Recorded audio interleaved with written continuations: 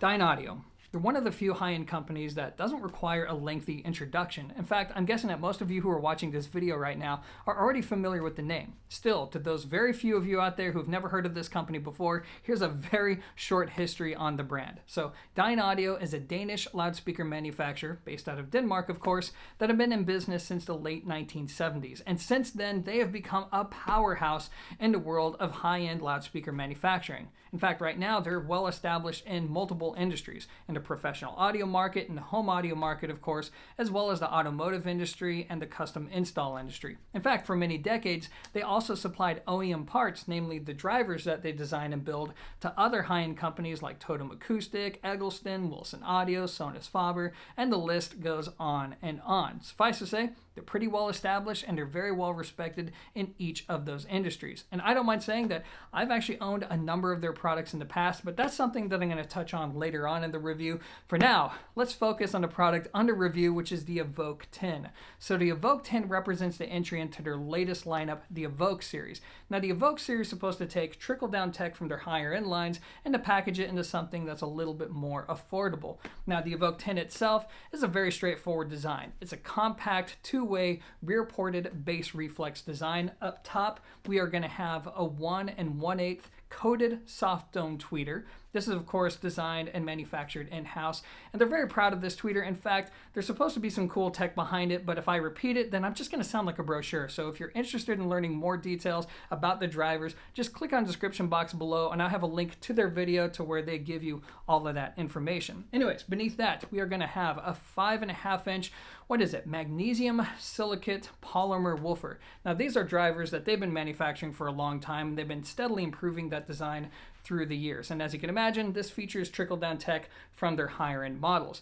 Now, let's take a look at the back. But actually, before we do, I got to comment on one more thing. Notice that there's no screws around the driver, so they decided to go with this super clean aesthetic. I'm not sure how you guys feel about it, but I think it looks pretty nice and clean. Anyways, turning this speaker around, we're going to have this nice curved cabinet and a walnut veneer. I know that the cabinets are designed and made in Denmark. I'm not sure about the walnut veneer, if that's sourced in Denmark as well. Anyways, on the back, we are going to have our rear port. We have a set of 5-way binding posts, and that is about it. I think the only thing missing now are the accessories. Okay, so these speakers come with some standard black grills, nothing too crazy. But what is nice is that they come with this foam plug. So let's just say you need to place these speakers against a wall boundary, but you still value quick and articulate bass. Well, if that's you, all you have to do is take the supplied plug, put it in the port, and there you go. Anyways, guys, that's about it. I think the only thing that I'm missing now is the price. So these retail for $15.99 US a pair. We'll just round up $1 and call them $1,600 a pair. Anyways, with that being said, now let's talk about how they sound.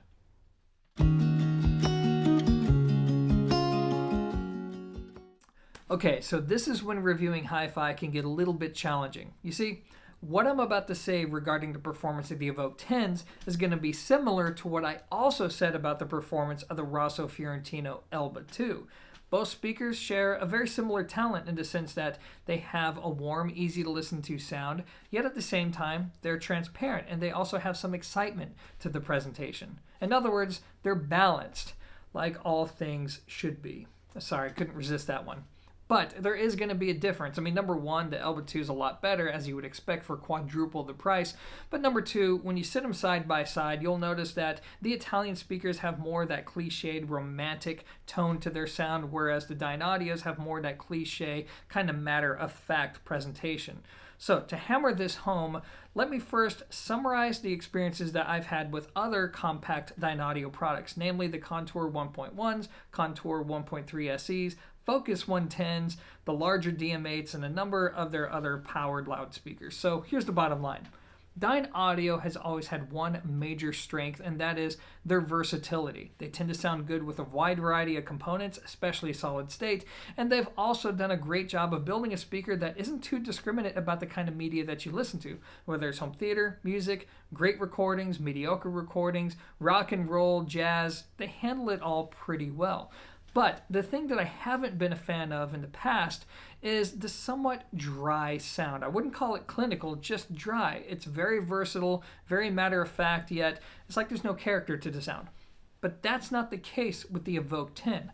What you get out of the Evoke 10 is that classic Dynaudio sound, except now there's richness within the character. There's actually real tone in the sound. And that leads me to what the performance envelope is like. So the Evoke 10, to be perfectly clear, isn't a small monitor that's trying to be anything more than what it is. It's not going to have this huge sound that you can listen to at a rock concert like volumes. It's not going to have that sharp treble or that V curve that a lot of people like with bright treble and really big bass. Instead, this is going to be a speaker that's all about natural tone, great balance between the tweeter and the woofer, and it's all about giving you a presentation to where it's easy to listen to across a wide variety of recorded material, yet just expressive enough to be interesting.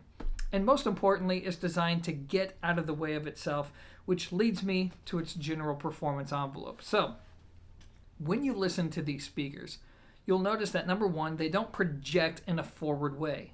All right? They're not like Focal or a lot of KEF speakers or Klipsch or JBL, but nor are they super laid back either. They're kind of in between, and when you listen to them, the sound really does come across more like it's limited to the plane of the loudspeakers themselves, which for me is absolutely fine. But still, they're going to be for somebody who wants balance, good tone, something that's expressive yet easy to listen to. And that leads me to the individual elements of the presentation, starting with the treble. So the treble, by and large, I would say, is inherently smooth sounding. And this is going to be great news for a lot of you because, let's face it, most of you stream music nowadays, and streaming definitely could use a little bit of smoothness along the top end, and that's what these speakers deliver. They're very, very easy to listen to, even on less than perfect recordings, but what I like so much about them is there's some expression to the tone. So there's going to be real grit there and real liveliness and even sharpness if the recording calls for it. Of course, you can also get a somewhat bright sound out of these speakers. I mean, pair them up to bright sounding components, pair them up, or try to play music like, I don't know, Beastie Boys, and the combination may get these speakers to sound sharp, but inherently they're slightly smooth sounding, but are capable of delivering a little bit of lively top end. Another thing I like about the treble, beyond just the usual audiophile stuff, spatial separation and detail, is the fact that you don't need to crank up the volume in order to hear really good top-end information out of these speakers, which was another caveat to a lot of the Dynaudio products that I had in the past, and that you really did need to crank them up a little bit in order to get some life into the music, and you don't need to do that with these. Moving on, let's talk about the mid-range. So, Steve Guttenberg, the audiophiliac, likened the mid-range to the Harbeth P3 ESR, which is a pretty big statement considering that the Harbeth P3 ESR is one of the reference points for cone and dome speakers when it comes to mid-range tone and purity. While I don't think the Evoke 10 is quite on that level, to be honest with you, I definitely think it's good, and I get where he's coming from because it has a very natural tone, especially for the price.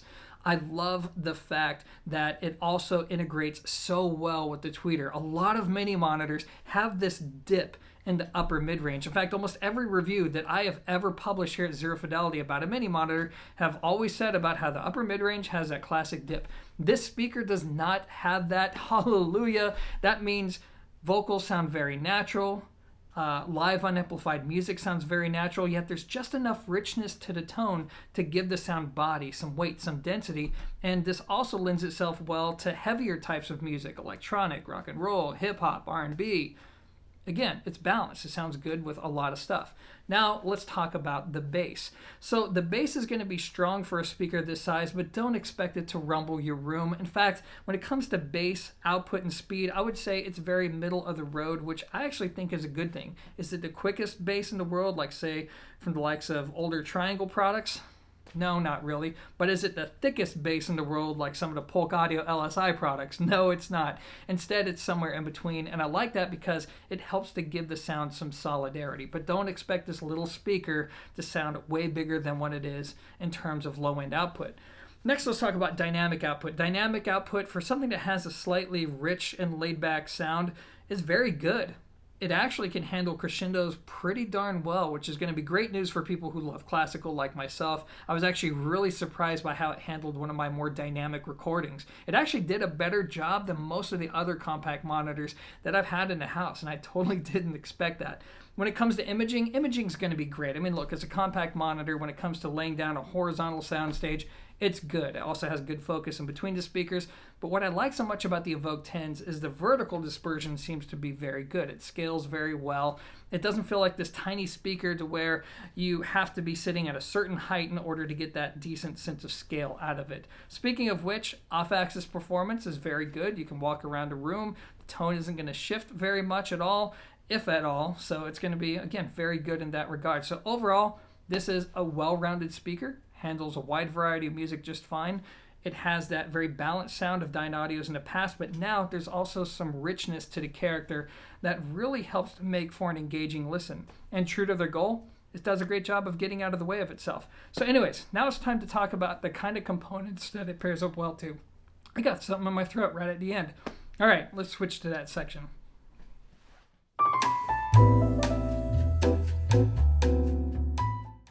Okay, so now that I've had some water, let's move on.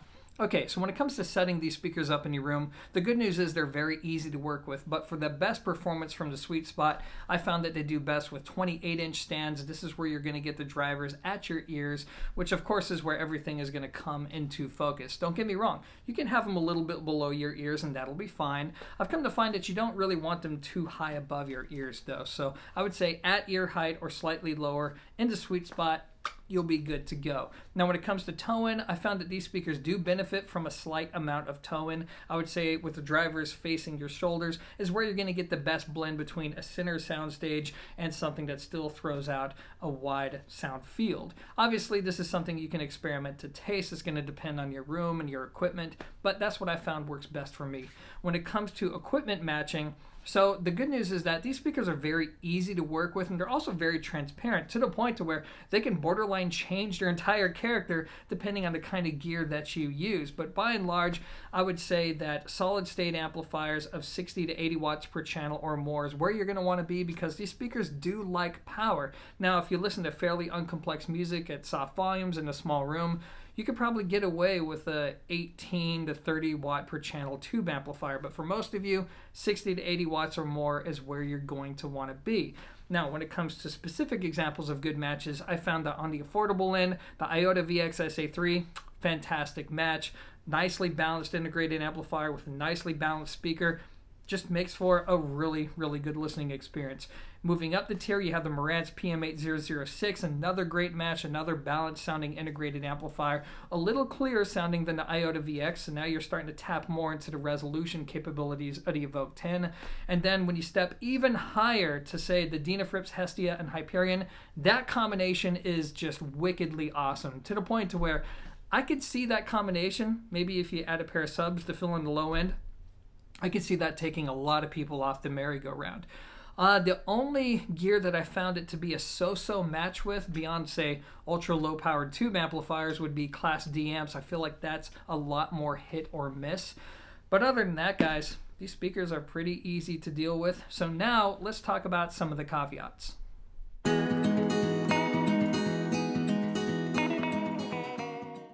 Okay, so let's go ahead and get the obvious out of the way. Number one, these are small speakers, so if you listen at loud volumes, they're probably not going to be the best choice for you. Nor are they going to be the best choice for somebody who has a big room to fill and you want this small speaker to fill that big room with a lot of sound, particularly when it comes to the low end. There's going to be other options out there. Also, for people who like that V-curve sound, boosted treble, boosted bass, I'm talking to you, Thomas, then there may be something else that you may prefer, especially if you like the sharpness of a metal dome or that kind of forward sound that you get from a lot of metal woofers. But now, let's talk about something that's a little less obvious that I didn't cover already. Number one, a lot of you are going to ask me about how they sound in a desktop environment with the speakers only maybe a foot or two away from your ears. And in my experience, the answer is they're good, but they're not great, and that's because of the driver integration. I found that you need to put about 4 or 5 feet between yourself and these speakers in order to enjoy that seamless driver integration that they are capable of. In the near-field environment, I feel like while the tone is pleasant and definitely very easy to listen to, you can definitely tell that here's a tweeter and here's a woofer. And the second thing that I need to mention, and is really the only meaningful criticism, is that I noticed that with certain bass tracks, I can hear the port. In fact, it's been this way with a lot of Dynaudio mini monitors that I've had in the past. The Contour 1.1s, the Focus 110s, both of those had this trait, and it seems like this speaker does as well. Now, I don't think it's a deal killer for me, but it is something that I noticed, and I feel like it's worth mentioning in this review. Otherwise, though, that's it for my criticisms, and that leads me to my final thoughts.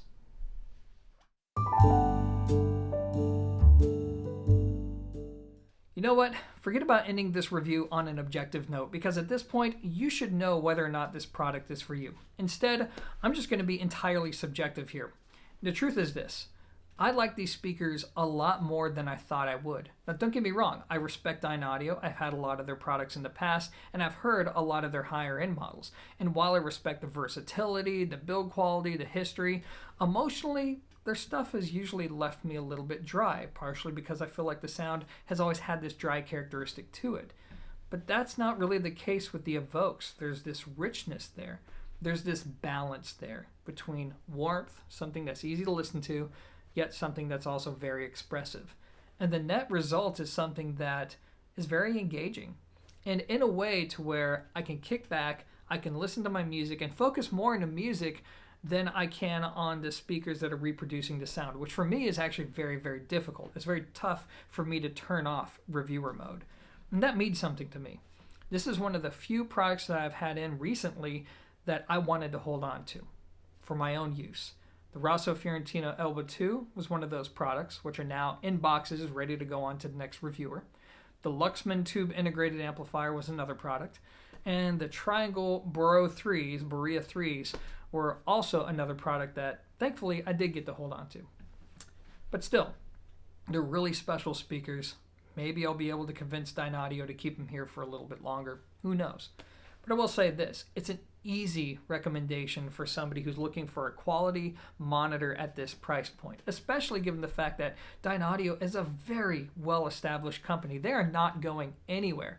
And on top of that, I noticed, and this is my own research, nobody told me, is that they just unveiled this new warranty program to where basically if you register the product through them, then they increase the warranty to 8 years. On top of that, this product is sold through a lot of dealers, especially in North America, that offer up to 60-day money-back guarantee trial periods. So you will have plenty of time to try this for yourself and to see if it works for you, especially if you live in the US. So overall, they're really good speakers.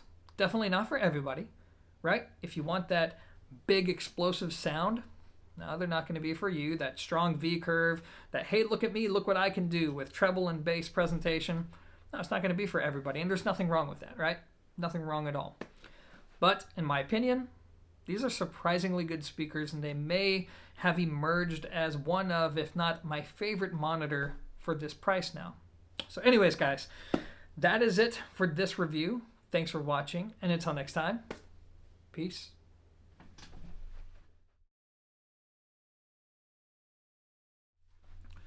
Comparisons. I know how much you guys like it, but this time I'm going to disappoint you a little bit, because here's the deal. I have 2 other Danish speakers in the house. Had, I guess, technically, but I filmed a review comparing the Dynaudio Evoke 10s to the System Audio Legend SA5s, and of course our Bacart S400s. This is a very, very cool comparison, but I'm going to save that until after not only this review goes live, but my System Audio review goes live as well. So with that being said, I don't really have much to talk about in this section, except for how these compare to something else that's very similar in price, the PMC DB1 Golds that I reviewed. I know a lot of you didn't check it out, but still, those are really good mini monitors. And it makes for an interesting comparison, because in a traditional 2-channel system, I would say that the Dynaudios are overall the better performing speaker. You have better driver integration, they're more balanced sounding, you get a warmer, richer, fuller sound, particularly within the mid-range. Bass output is actually going to be rather similar between the two. I would say that, actually, yeah, they're more similar than different. The top end on the Dynaudio is going to be naturally smoother, less forward, and less in your face. You're also going to get slightly better center focus in between the Dynaudio speakers than you will the PMCs. And overall, I think they're going to be the easier choice for most people in a traditional 2-channel application. Now, the PMCs do have their advantages though. They do have more of that V-curve sound. The top end is going to be more energetic and expressive. The mid-range is going to be a little bit thinner, but that does give the sound just a little bit more depth. But otherwise, though, I do think the Dynaudios take it in that regard. However, in a near-field desktop environment, that's where I think the PMCs are by and large the better option and is one of the premier options for a desktop solution, in the sense that the driver integration in the near-field environment is stunning, and the overall balance of the sound becomes a lot better in the near field. I mean, yeah, it still has that V-curve, but now that mid-range isn't as withdrawn. The top end is still expressive, but for some reason, it doesn't sound quite as aggressive in the near field environment. I haven't figured that one out yet. And the bass is going to be adequately strong in that environment. So that, I think, is where the PMCs really come into their own. But anyways, guys, that's going to be it for that comparison. Stay tuned for the 3 Dane battle, I guess you could call it. But that's not going to happen for at least 2 weeks, maybe even 3 weeks, depending on my schedule. But it will happen. Anyways, for real this time, thanks for watching, and until next time, peace.